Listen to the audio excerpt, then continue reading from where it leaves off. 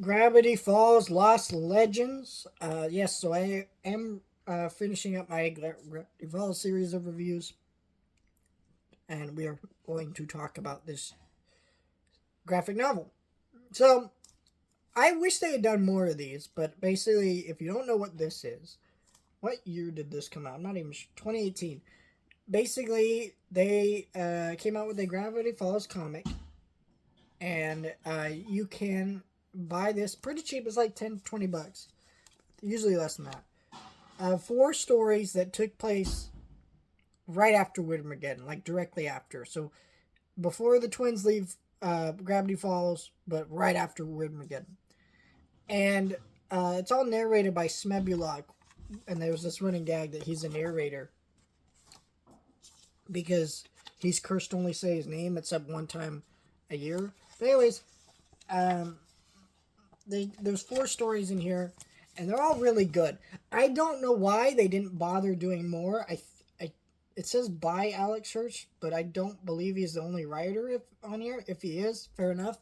But you know, maybe that's why he didn't want to do more, is because this show was a show very much involved with Alex Hirsch, and I wonder if he has a hard time kind of grappling up with the idea of doing more without him involved. I mean, his name's on the Book of Bill book, things like that. So,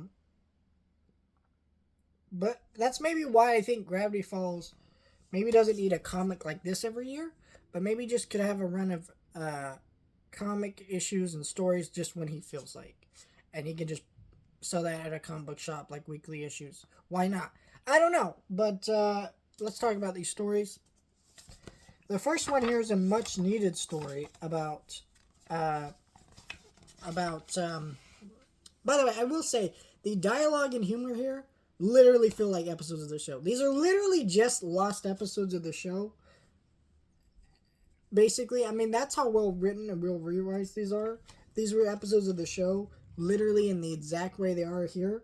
There's like dubs of these comics on YouTube where people dub in voices, and it works so well, and because of how well it's written. But basically, this one, Pacifica is having a family photo thing, and she's worried about it. She's on edge with her parents ever since, uh,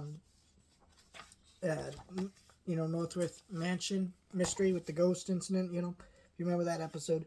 But basically, she's dealing with that. She wants Dipper's help, but ends up releasing a demon that steals faces, steals Mabel's face. Her and Dipper have to go into this kind of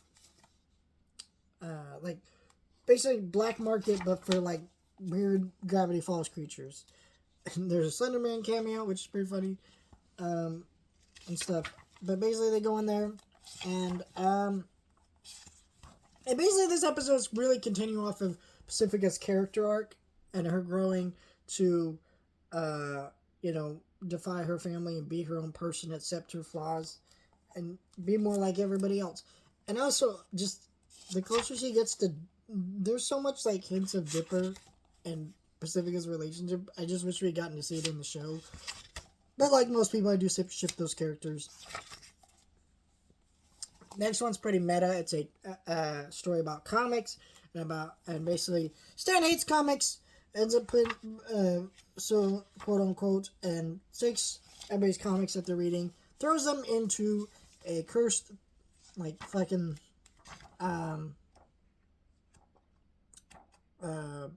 chest, throws everyone into these comic art styles, which is really cool. You got the first part here, which is anime, superhero, all kinds of different art styles. They really play around with the format of a comic in a comic, which is pretty meta. And then you realize Stan really loves comics, but he never got the ability to really make comics. And it's a pretty sweet story. Silly, goofy episode, but it's fun. Don't Dimension It is one of the last stories here with the original Gravity Falls crew. I'll explain about that in a minute. But Don't Dimension It, basically this one is about four of them trying to seal up any rifts left behind the after Armageddon.